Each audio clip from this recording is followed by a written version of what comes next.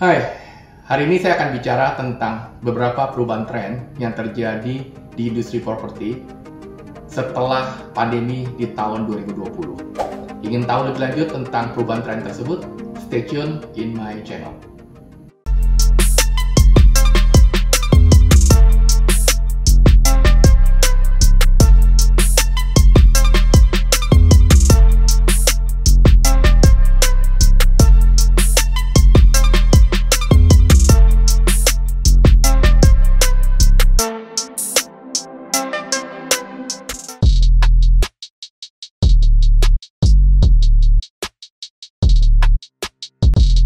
Selama pandemi ini, kita punya banyak sekali masalah atau kira-kira banyak yang terjadi. Contohnya, kita sering meeting dengan memakai Zoom, ya, dibandingkan sebelumnya, ya, lebih banyak virtualnya. Bahkan lebih ribet dibandingkan kalau meeting sehari-hari. Karena biasanya kita meeting cuma 3 kali atau 4 sehari, dengan Zoom meeting kita bisa 6 kali sampai 7 kali sehari. Ya, saya sendiri pribadi itu merasakan setelah pandemi ini atau selama pandemi, saya lebih hektik karena banyak meeting lewat Zoom. Dan kedua juga, kalau misalnya karena sering meeting di rumah, automatically kita merasa, wah, kita harus punya ruang kerja nih, ya, punya ruang kerja, perlu taman juga yang cukup besar supaya kita bisa kerja di outdoor, ya. Bahkan kalau kita makan pun, kita habis bersepeda atau olahraga, kita makan pun kadang-kadang kita nggak berani nih, ya. Nggak ikut dulu lah kalau makan, nggak kumpul-kumpul. Kalaupun mau ikut, banyak dari teman-teman yang mengatakan, ada tempat outdoor-nya nggak ya? Kalau indoor gue nggak mau ikut dong, ya kan? Jadi, banyak hal yang terjadi seperti itu. Bahkan ada beberapa teman juga, karena sering kerja di rumah ini, juga yang dari bulan Maret sudah tidak di Indonesia. Dia udah di Singapura, udah di Bali, udah pindah di sana. Ya, banyak teman-teman saya yang sudah pindah ke Singapura dari bulan Maret sampai sekarang belum balik, ya kan? Dan beberapa juga pindah ke Bali dan kerja dari Bali karena udah bisa kerja dari luar dan lebih aman katanya karena virusnya lebih sedikit kalau di luar Jakarta. Nah, itu yang membuat kita punya kehidupan itu berubah, dan itu akan menjadi masalah kita selama kita pandemi. Dan fenomena ini membuat satu tren baru yang memberikan impact terhadap property industry. Ya, jadi kita akan belajar kira-kira impact-nya apa sih terhadap property industry. Ya, jadi kita belajar pertama adalah trennya apa yang terjadi, perubahan tren setelah pandemi, dan yang kedua impact-nya terhadap property industry apa. Dan yang ketiga, bagaimana kita belajar mengantisipasi atau mensiasati perubahan yang terjadi. Oke? Ada 6 tren yang berubah setelah pandemi ini, ya.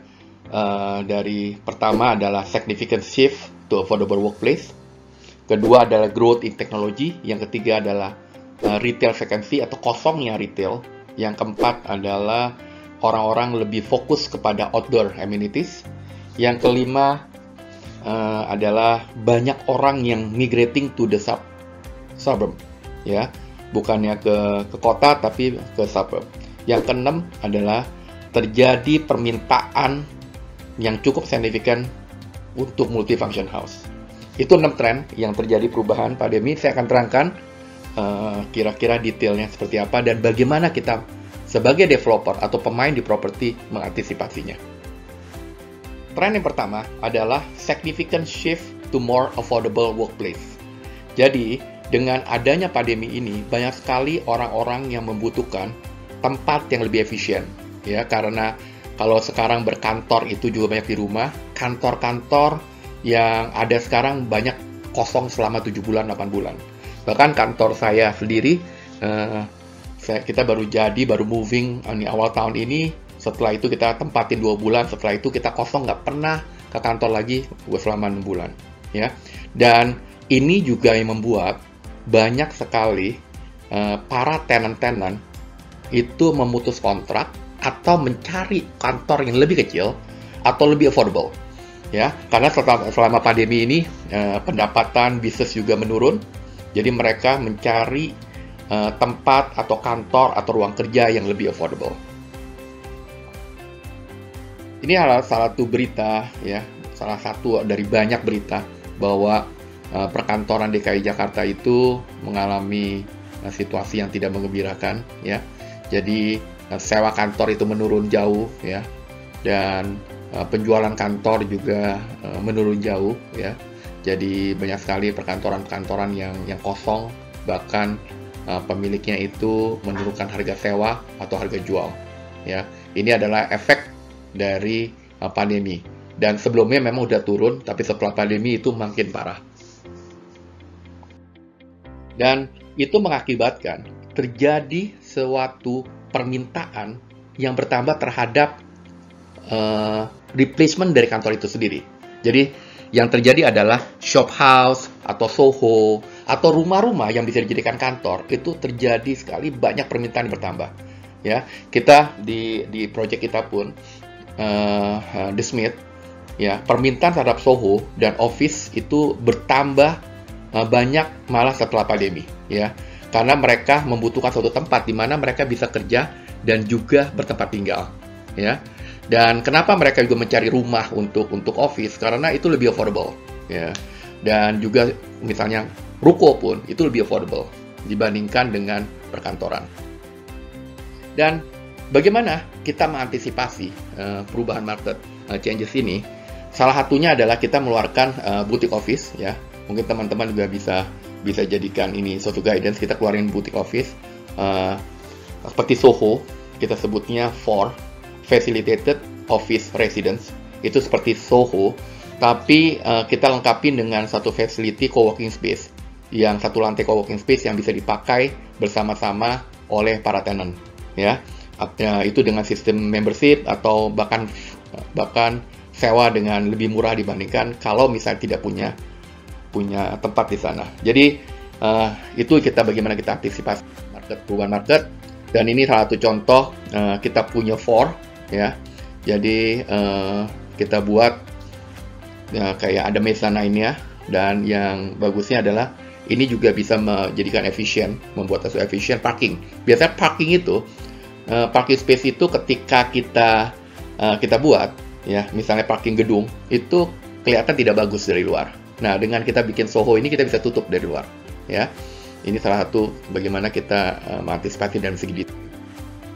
Dan tahun ini juga kita waktu pandemi kita mengeluarkan satu produk baru yang bisa dipakai untuk rumah dan juga untuk kantor dan juga untuk retail ya. Jadi satu shop house ya, itu bisa dipakai 3 fungsi. Pertama buat retail, kedua buat kantor, ketiga buat residences ya, atau bisa dipakai juga buat 2 fungsi, tapi maksimum kita bisa pakai 3 fungsi ya. Kita sebut project kita yang terbaru Collins Marketplace ya, kita bikin seperti ini. Ini satu contoh Collins Marketplace. Jadi lantai 3 kita bangun buat residence seperti apartemen ya. Lumayan ya, kalau misalnya 90 meter per lantai apartemen, cukuplah buat tinggal. Di bawah bisa jadi office, lantai 2-nya, dan lantai 1 bisa retail. Atau lantai 1, lantai 2 bisa jadi retail juga. Ya. Yang kedua, tren yang kedua yang terjadi adalah growth in technology. Kita tahu bahwa udah 5 tahun atau sampai 10 tahun terakhir, pertumbuhan dari teknologi itu cukup besar sekali, cukup cepat sekali ya. Tapi dengan adanya pandemi ini membuat kebutuhan teknologi ya itu lebih besar lagi ya. Jadi kalau dulu misalnya kebutuhan WiFi atau kebutuhan connection itu tidak sebesar 5 tahun terakhir ya kan. Tapi setelah pandemi kebutuhan WiFi atau kebutuhan connection internet itu besar sekali. Bahkan anak-anak sekolah, bahkan saya punya driver ya, dia punya anaknya itu harus sekolah dari rumah ya, dan kebutuhan mereka untuk connection data ya itu jadi satu kebutuhan tambahan, karena setiap hari ke sekolah itu mereka harus pakai data ya. Jadi mereka koneksi ke internet. Jadi kebutuhan yang dulunya sudah besar bertambah besar setelah pandemi ya.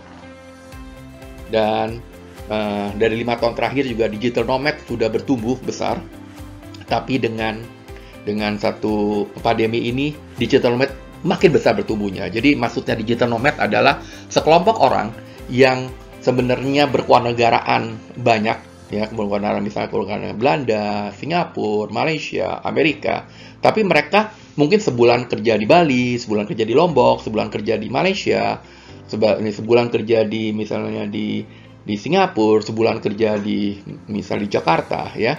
Ya, mereka bisa kerja di anywhere sepanjang mereka punya connection internet bagus, ya, karena mereka kerjanya dari luar.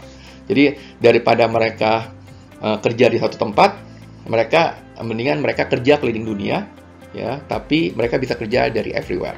Nah, itu yang kita sebut digital nomad. Dan dengan adanya pandemi ini, membuat digital nomad itu akan makin besar bertumbuhnya. Dan bagaimana kita anticipate market changes? Saya rasa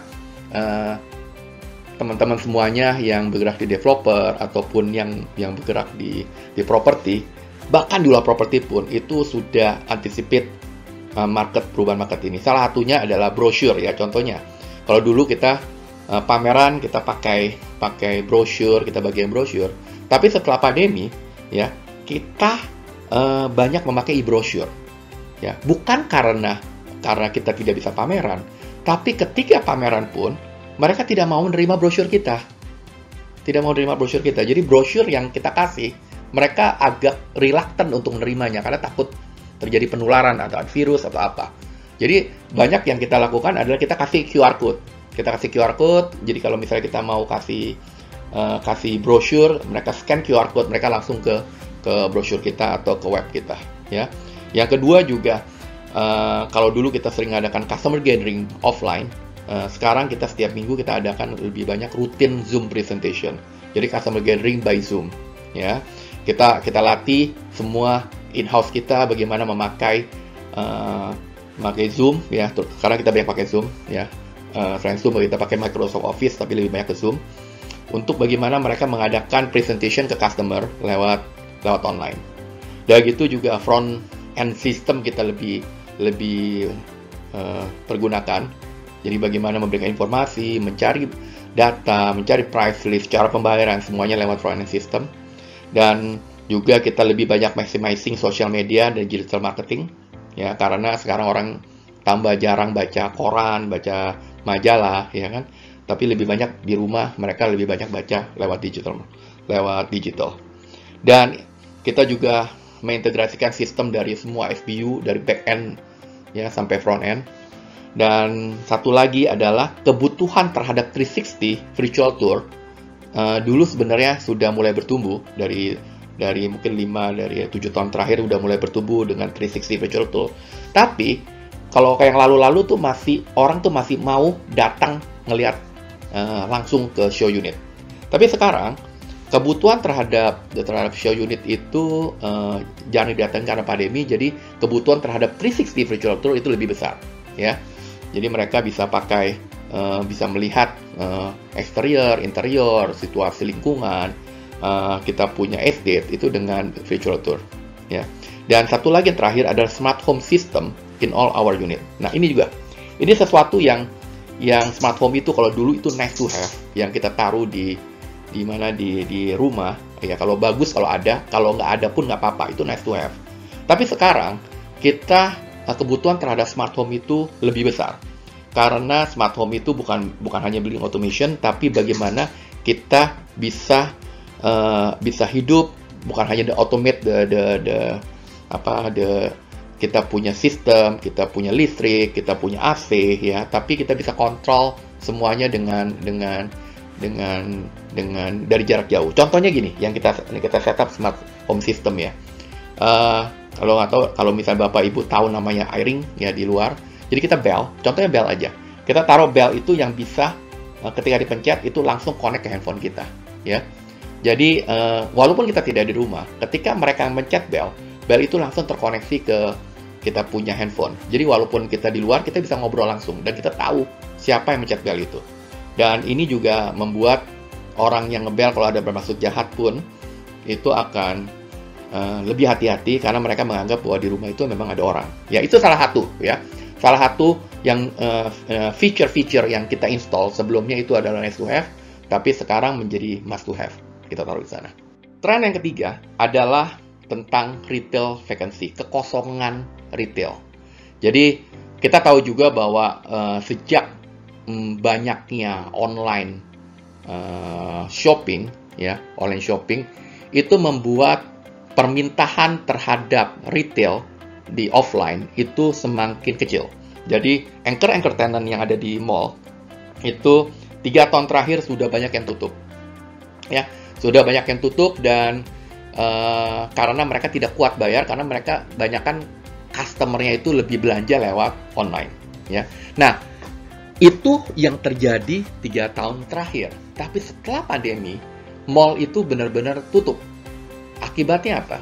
Bahwa retail lebih kosong lagi. Kalau dulu anchor tenant yang hilang, ya, anchor tenant itu digantikan oleh F&B dan entertainment. Jadi banyak sekali mall-mall yang anchor tenant-nya kurang lebih 15% sampai 20% dari total leasable area.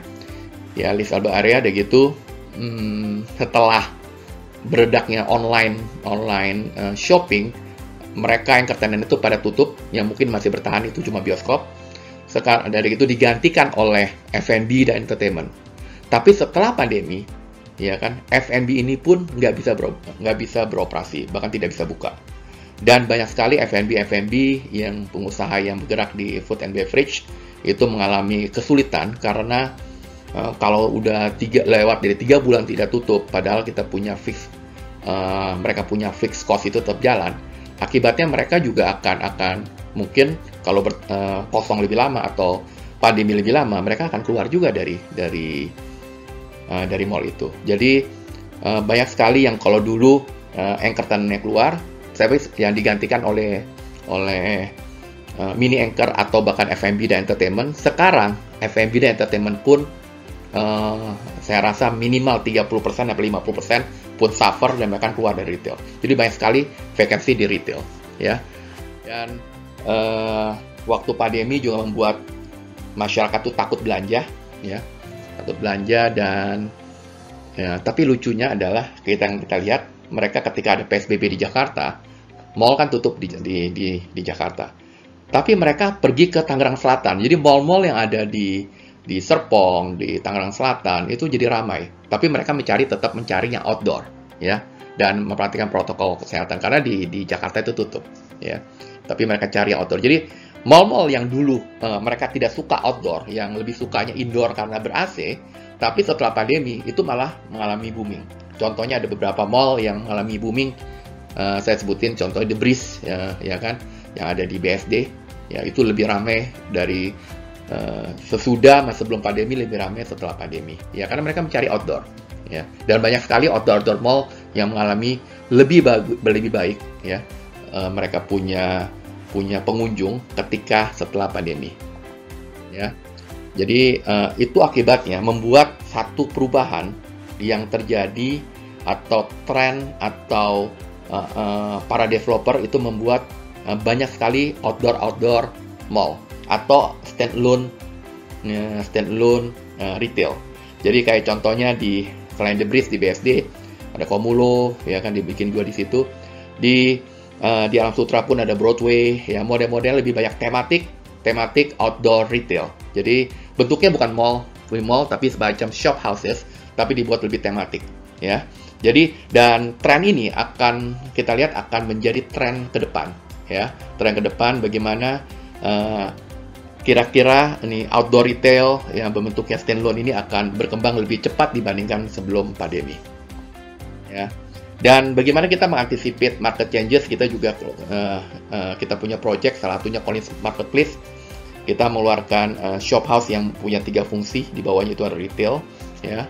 Dan kelebihannya kalau kita punya shop house yang bisa multifunction, ya, itu pertama adalah mereka tidak tergantung dengan mall situation. Jadi kalau mallnya tutup, ya kan, tidak semua tutup. Jadi kalau sekarang satu tenant kena, ya yang lain bisa buka. Tapi kalau mallnya tutup, yang satu mall ya tutup semua. Jadi tidak depends on the mall situation. Dan itu ada outdoor alternatif. Dan gitu occupancy cost-nya juga lebih murah. Sewa di ruko atau shop house yang tematik ini, yang outdoor retail ini akan jauh lebih murah dibandingkan sewa di mall, ya. Itu yang akan menjadi tren ke depan, ya. Dan ini satu contoh, ya, Collins Marketplace.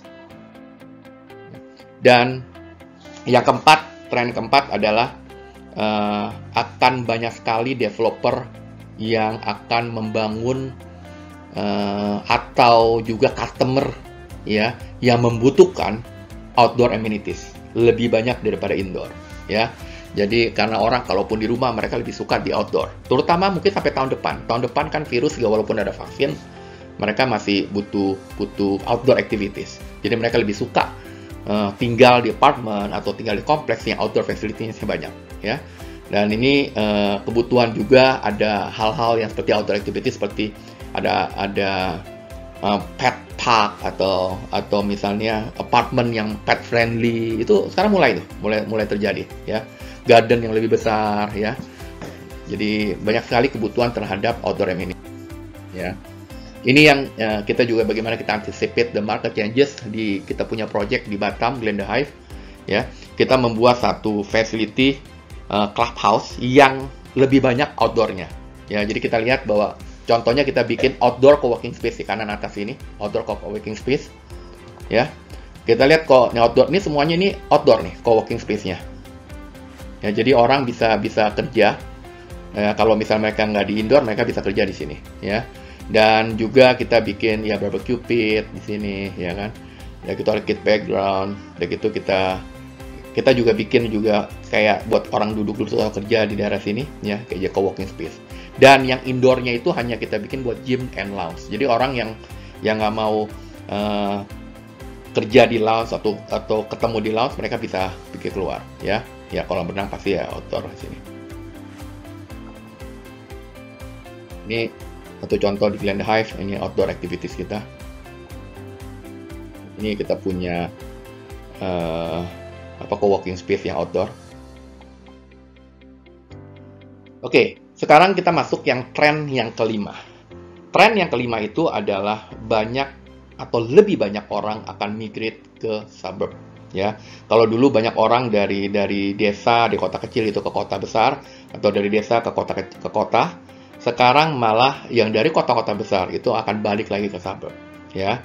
Ya, jadi kenapa? Karena mereka merasa perlunya tempat yang lebih besar, lebih bisa punya outdoor ya. Dan gitu juga karena jadi perubahan tren bahwa kerja bukan hanya harus di office ya. Kemungkinan ke depan pun ada kemungkinan bahwa work from home itu bisa selamanya walaupun dijalankan dengan partial untuk industri tertentu. Jadi ada beberapa mungkin perusahaan yang akan menerapkan, dan karyawannya pun akan merasa bahwa oh ya kita kan kerja cuma seminggu mungkin 3 kali ya. Jadi tidak ada masalah selama kalau misalnya jaraknya jauh ya kan, karena kerja cuma 3 hari seminggu, selama transportasi atau aksesnya bagus ya. Jadi mereka akan moving nih, mereka akan moving dari kota mencari tempat yang di suburb. Nah contohnya di sini itu kita lihat tren-tren ini membuat permintaan perumahan di suburb, contohnya kayak di Serpong, BSD, Bekasi ya kan, itu mengalami kenaikan ya, terutama permintaan perumahan yang middle up ya. Kenapa? Karena mereka pakai di sana bukan untuk invest tapi untuk tempat tinggal ya. Jadi saya nggak usah nyebutin, tapi ada beberapa developer yang mengalami permintaan khususnya perumahan yang upper class ya, justru pada saat pandemi ya. Jadi kenapa seperti itu? Jadi yang tadi saya katakan bahwa akses itu lebih penting daripada location. Jadi walaupun lokasinya itu dekat, tapi kalau aksesnya jauh itu juga mereka tidak suka. Jadi mereka akan mencari lokasi yang lebih jauh tapi aksesnya lebih baik ya. Jadi akses ini over location. Karena ke depan saya selalu bilang bahwa properti itu bukan location, tapi itu adalah akses ya. Dan karena banyak orang yang migrate ke suburb ya, dan ini juga menjadi satu potensi buat para pengusaha, developer, bahkan di luar developer pun, bahwa opportunity bukan hanya di Greater Jakarta ya. Jadi opportunity itu bukan hanya di Greater Jakarta, bukan hanya di Jakarta, bukan di Jabodetabek aja, tapi di luar itu ya. Saya selalu memakai salah satu indikator itu dari BCG, dari Boston Consulting Group. Itu mereka punya namanya MAC ya. MAC itu MAC adalah Middle Affluent Class Ya. Middle level class itu adalah satu population middle up ya yang tinggal di kota masing-masing ya. Jadi tambah besar MAC people-nya atau jumlah MAC-nya, tambah potensial dan tambah besar daya beli dari kota atau penduduk situ. Jadi kalau kita lihat adalah kita yang merah itu adalah yang MAC population-nya itu lebih dari 1 juta. Kalau yang biru itu yang antara 500.000 sampai 1 juta ya, dan turun terus sampai oranye sampai juga ke yang kurang dari 250.000. Jadi kalau kita mau tahu ya kira-kira daya belinya yang paling besar adalah yang merah. Kota-kota yang ada merahnya. Tambah besar bulatannya, tambah besar dia punya population-nya ya. Jadi bisa dilihat sendiri kalau di Jawa ya itu daerah Jakarta ya kan, Surabaya, dan gitu ada di Batam, Medan, nah ini mungkin Padang ya. Kalau di Sulawesi itu adalah Makassar ya. Jadi ini adalah MAC population yang buat kita punya direction kalau kita masuk ke kota-kota di luar Jabodetabek. Dan ingat, kenapa kita harus masuk ke sana? Karena opportunity bukan hanya di Jakarta saja. Dan impact-nya ya, karena banyak people atau banyak orang yang migrate ke suburb, itu saya lihat ada project-project seperti TOD project itu akan makin dibutuhkan. Dan karena demand-nya makin dibutuhkan, automatically para pengusaha yang di developer juga akan lebih potensial untuk membangun project yang transit oriented development ini ya. Dan affordable housing juga akan lebih banyak dibutuhkan karena banyak sekali orang-orang yang lebih prefer daripada mereka tinggal di kota ya tapi kecil, mendingan dia tinggal di luar kota tapi aksesnya bagus tapi lebih affordable. Jadi lebih enak punya tanah ya, rumah dengan tanah. Jadi kebutuhan terhadap landed itu akan lebih besar daripada kebutuhan dari vertical residence ya. Dan digital nomad akan menjadi lebih besar population-nya ya. Karena dengan pekerjaan work from home ini, jadi mereka bisa kerja dari mana saja, ya. Nah, ini tren ke-6 dan menjadi tren yang terakhir adalah terjadi perubahan permintaan terhadap multifunction house, ya. Jadi kalau misalnya dulu saya selalu katakan kalau misalnya kerja itu berkantor itu, kalau dulu kantor itu katakan gini loh. Saya lihat ya, kebutuhan akan kantor itu dari 5 sampai 7 tahun yang lalu ya. Mungkin saya dari tahun 2011, 2011, saya selalu mengatakan bahwa kebutuhan perkantoran itu akan declining ya. Kenapa? Ya, bukan karena oversupply. Ya, tapi saya lihat adalah less demand ya, bukan hanya oversupply, tapi demand-nya pun berkurang. Kenapa? Karena terjadi tren pada waktu itu 10 tahun yang lalu, 8-10 tahun yang lalu bahwa kebutuhan terhadap office itu akan berkurang karena banyak orang yang bisa kerja dari everywhere, bukan dari rumah saja, ya. Dan itu juga didorong oleh banyaknya bertumbuhnya millennials masuk ke orang-orang yang mulai bekerja. Dan millennials itu tidak suka kerja itu dikekang di office. Mereka kerja dimanapun. Mereka mau kerja di mall, mereka mau kerja di kafe, ya. Dan mereka tidak bisa dikontrol waktu kerja mereka. Dan itu permintaan atau behavior, ya, atau karakter dari pekerja milenial, ya. Jadi pada waktu itu saya melihat bahwa office akan berkurang dengan bertumbuhnya millennial workers, ya. Jadi kalau dulu satu cubicle itu ditempati satu orang, saya dari 8 tahun yang lalu saya udah katakan bahwa satu cubicle mungkin akan di-share dengan 3 atau 4 orang, ya. Karena ngapain satu cubicle satu orang kalau misalnya mereka lebih suka kerja di luar.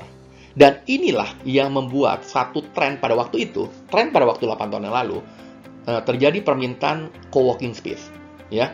Jadi kalau kita lihat GoWork, WeWorks, ya, itu dan banyak sekali co-working space yang bertumbuh atau menjamur dari 7 tahun yang lalu, ya, 5 tahun yang lalu menjamur, ya kan?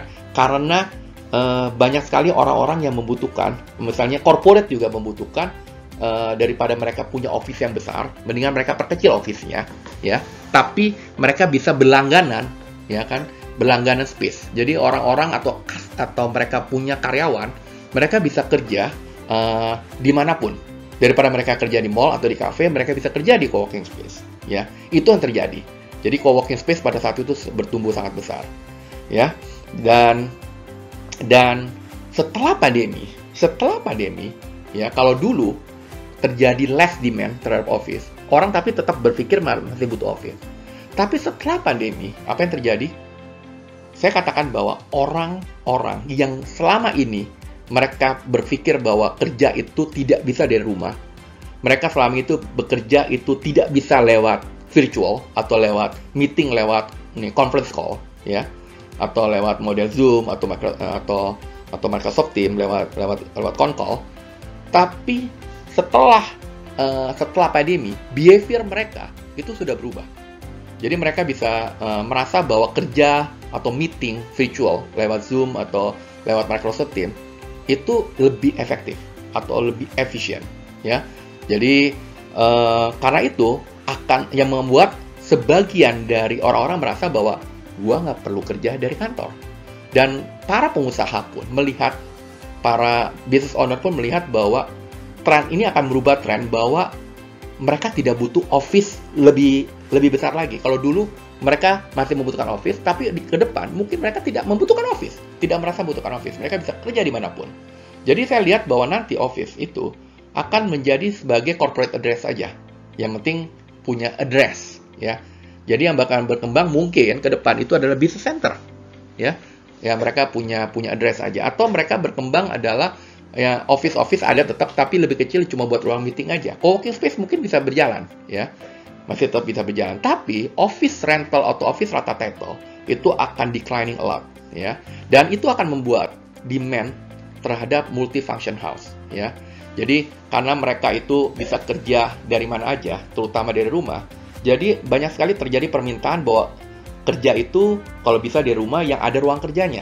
Yang tadi saya katakan bahwa akan banyak sekali terjadi permintaan terhadap Soho atau fully furnished house yang ada tempat kerjanya, dan gitu ada outdoor facility-nya, ya, dan gitu ada office-nya, atau bisa di-convert, nah, dia punya tempat, ya.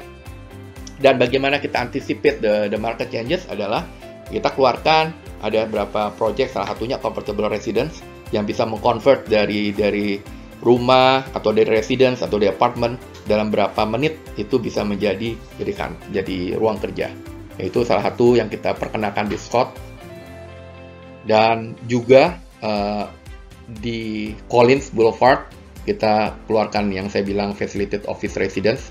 Kita keluarkan Soho atau kita sebut 4, ya, yang bentuknya kayak Soho, ya.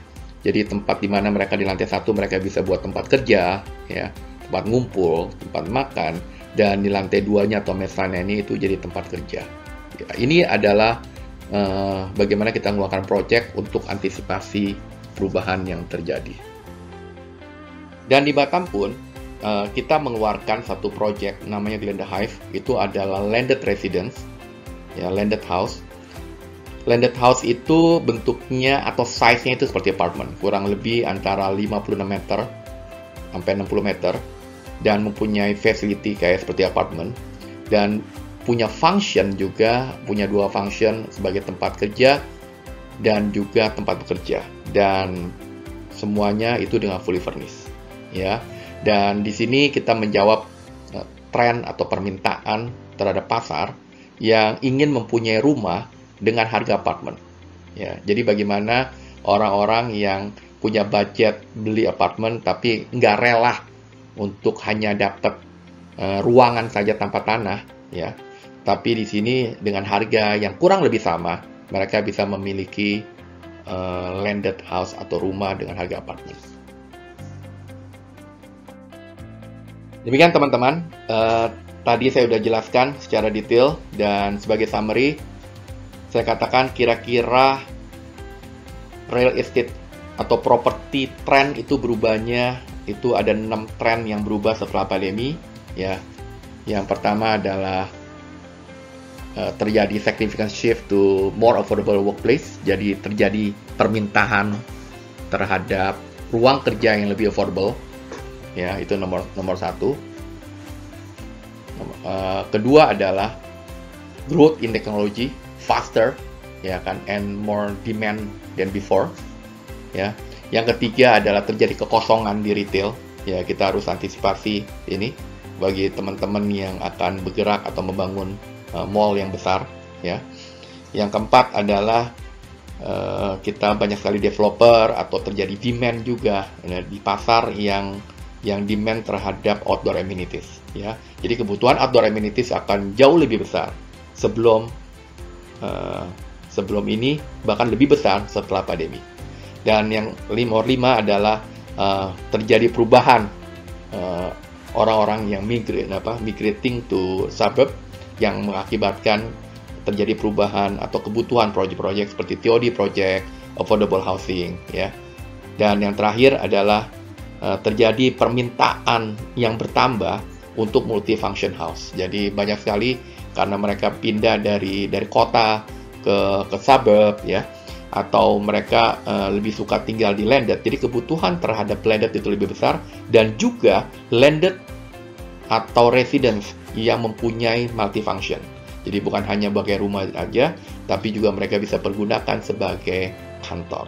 Ya, saya rasa itu 6 tren yang akan berubah setelah pandemi, dan mudah-mudahan ini berguna untuk teman-teman semuanya untuk menyiasati bagaimana kita akan berbisnis, atau kalau misalnya sebagai developer bagaimana kita mengeluarkan suatu produk baru ke pasar, ya, atau kalau sebagai investor juga akan melihat kira-kira tren investasi properti maunya seperti apa sih. Kita kan harus lihat tren yang ada, ya.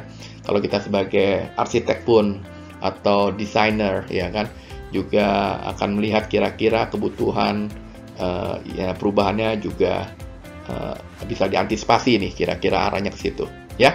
Saya rasa itu, dan terima kasih, dan stay tune di channel saya, Ishak Chandra. Thank you.